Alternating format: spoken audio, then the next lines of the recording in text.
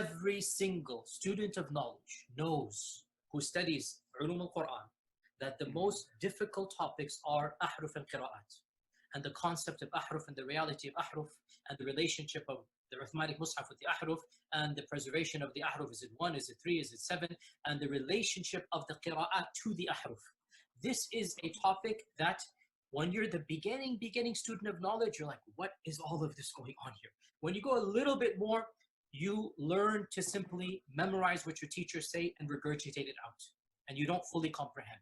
When you do a deep dive is when things get very, very awkward and difficult. When you do a deep dive is when things get very, very awkward and difficult. And this isn't new. This is from the time of the Sahaba. This is not a joke, brothers and sisters. This is not a joke, brothers and sisters. The issue of ahruf and qira'at caused confusion to somebody whom the Prophet ﷺ said, if you want to listen to the Quran directly, listen to Ubay. Ubay is not some even average Sahabi. He is the Qari of the Quran. He is the master. He is who he is. And he goes, فَدَخَلْ فِي نَفْسِي شَكْ. What is all of this stuff? Again, this is you were asking some very honest question. This is the first time I'm saying these things. Many people are aware who listen to my lectures that I've mentioned the crises that happened to me at Yale. This was the issue. That the issue of ahruf and preservation and qira'at and relationships between them, these are very, very difficult issues. And the most advanced of our scholars, they're not quite fully certain how to solve all of the unanswered questions in there. Here's the point. These issues should only be discussed amongst people who know what the qira'at are and who understand some of these questions that are being raised. So is what you're saying the shak that came, or not the shak, but the crisis that you had was in relation to this question of the relationship between the ahruf and the qira'at, basically? No, the crisis I had wasn't that. The crisis I had was, well, yeah, wait, that was what generated. But what was the crisis? The crisis was very simple.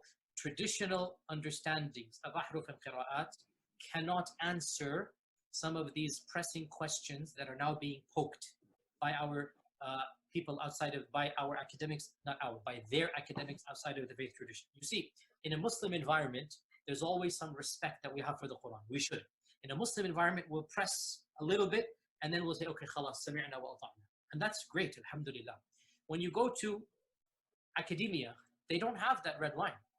And they're going to just, you know, the famous story of the emperor with no clothes. They're going to just point out, no, that doesn't make any sense. Well, that's not true, and this and that. And they'll bring issues, which I'm not going to mention explicitly, that you know are true because they're in your own books. They're not inventing anything new. They'll bring you riwayat, and they'll bring you athar, and then you add to that very well-known issues of, I don't even want to be explicit. And then you bring on top of that makhtutat, and then. And it's very clear to you and to every single very advanced student and specialist that the standard narrative has holes in it. That's what I'm going to say.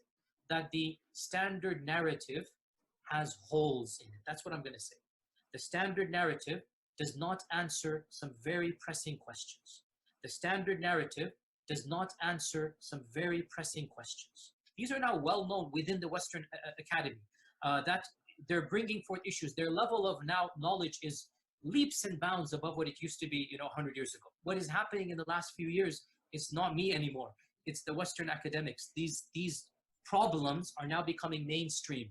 And by and large, our ulama in the Eastern world are not aware, by and large, of what's going on in the Western side of things. And they're not answering those questions in a manner that it needs to be answered.